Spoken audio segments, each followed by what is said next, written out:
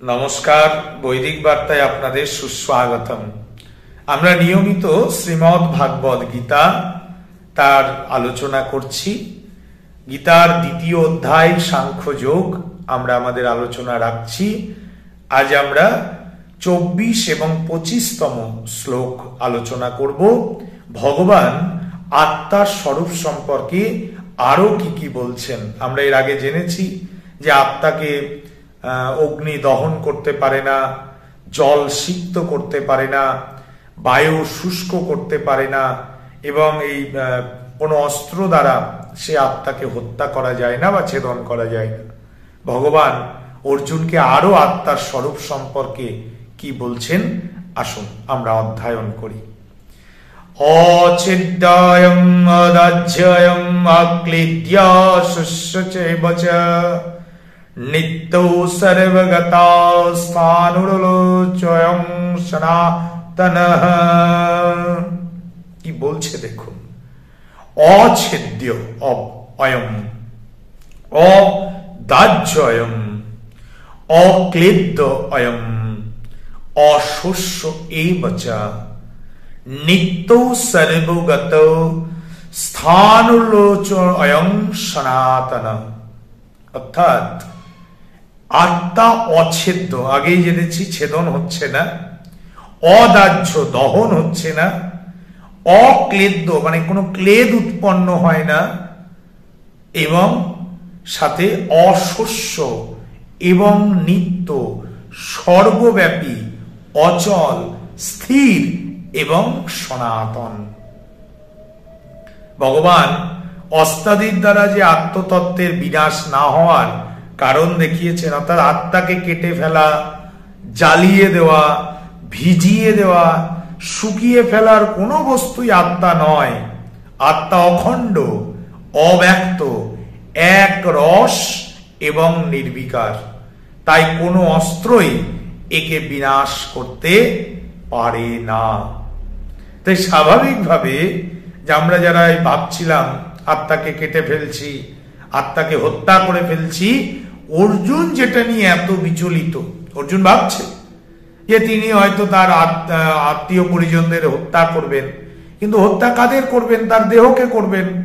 কিন্তু দেহের ভেতরে যে আত্মা, তাকে তো তিনি হত্যা করছেন না। আর সেই আত্মার তো জন্মও নেই, মৃত্যুও নেই। তাই এই স্বাভাবিক দেহ নিয়ে শোক করা উচিত নয়। আরো কি বলছেন 25তম শ্লোক। অব্যক্তয়ম অচিন্তয়ম অবিকার্যয়ম উচ্যতে তস্মাদেবং বিদিত্যৈনং নানুশোচিতং হর্ষি।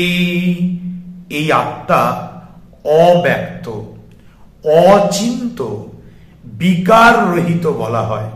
তাই হে অর্জুন, উপরিক্ত রূপে জেনে তোমার এই আত্মার জন্য শোক করা উচিত নয়। অর্থাৎ তিনি দীর্ঘ সময় ধরে অর্জুন বোঝালেন যে আত্মাকে নিয়ে এত বিচলিত, এত চিন্তা, এত শোক করার কোনো কারণ নেই।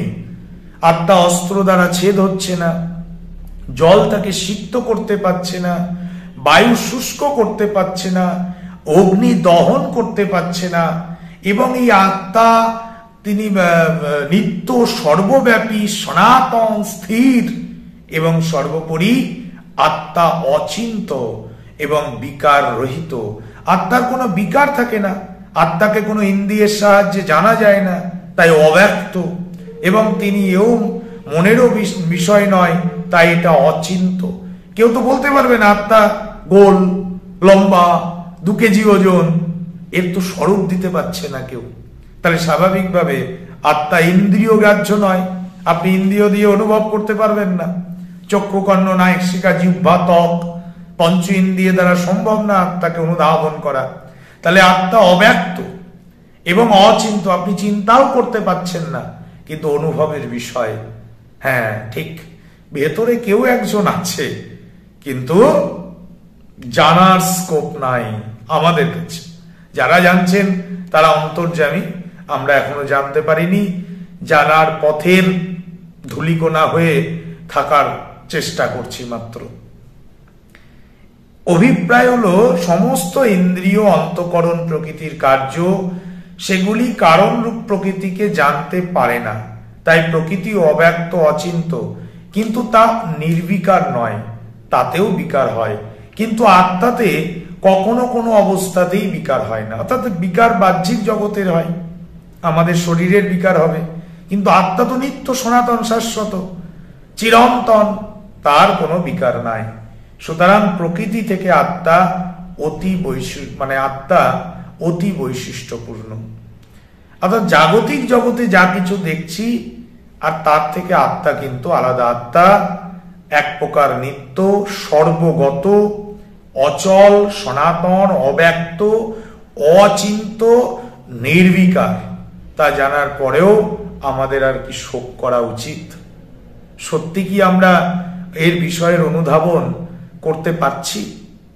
দেহর বিনাশ হবে, কিন্তু আমার ভেতরে যে আমি আছি, যে আমিকে জানার চেষ্টায় দিন অতিবাহিত করছি, শাস্ত্র অধ্যয়ন করছি, বিভিন্ন গ্রন্থ পড়ছি, বিভিন্ন পাঠকের প্রবচন নিচ্ছি, শুনছি, তাকে জানার জন্য। সেই আমি আমার ভেতরে বসে আছে, সেই আমি, তাকে হত্যা করা যায় না, তাকে ধ্বংস করা যায় না, তাকে ছেদন করা যায় না, তাকে দগ্ধ করা যায় না, তাকে সিক্ত করা যায় না, তাকে শুষ্ক করা যায় না। সে নিত্য, সেই পরমাত্মার অংশ। আমি আগের আলোচনাতে বলেছিলাম, বটের বীজ, বট গাছের বীজ থেকে বট গাছই তৈরি হয়। এখন পরিস্থিতি, যদি সেই বটের চারা অপাত্রে থাকে বা উপযুক্ত পরিবেশে না হয়, তাহলে তো সে বট গাছ হবে না, তো সেই বট গাছ জঙ্গলে পরিণত হবে। তাই সেই বিরাটের সাধক হয়ে সেই বিরাটকে জানার চেষ্টা, বিরাটের চিন্তনে নিজেকে অবগাহন করা। কে তুমি? কার নির্দেশে আগমন, কার নির্দেশেই বা গমন? রিটার্ন টিকিট কেটে এসছি, ফিরতে হবেই। তাই ফেরাকে সুনিশ্চিত করার আগে ফেরার পরে কি ঘটবে তাকে জানবার চেষ্টা করুন। আজ এটুকুই। সকলে ভালো থাকুন। ওম তৎসৎ। হরে কৃষ্ণ। ধন্যবাদ।